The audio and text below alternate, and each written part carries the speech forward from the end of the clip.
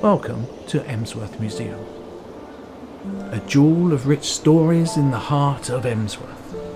Established in 1988, Emsworth Museum holds a raft of buried tales of both industries and individuals.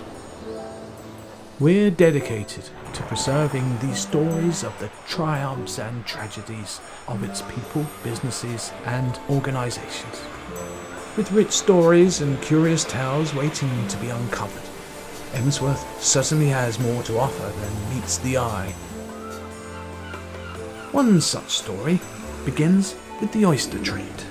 The origin of the oyster trade dates back to the 1700s, and Emsworth was renowned for its bountiful oyster beds. Just 60 years later, it was recorded that 24,000 oysters had been dredged on just one of these tides in Emsworth. Throughout the many years, these oyster beds saw the industry flourish, reaching its golden age in the late 19th century. Many people were involved in the building of boats and helped shape the oyster industry. By 1901, almost 400 people were working in the trade and were often employed by one of the two gentlemen to have acquired a majority of the oyster beds, J.D. Foster and Jack Kennett. In 1843, a convention was signed that prohibited the dredging of oysters in the summer months. Yacht and J-boat racing would soon become a summertime activity for many. But it wasn't all fun and games. In the midst of its glory, the oyster trade industry was about to dry up almost overnight.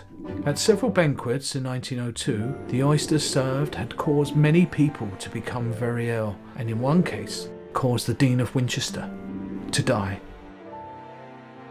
The oysters had caused a serious typhoid outbreak, and a year later, Emsworth Harbour was declared polluted with sewage, and the sale of oysters from Emsworth was banned, and with that, the industry was over.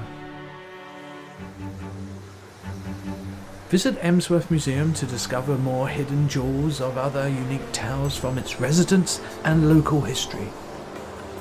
We look forward to seeing you.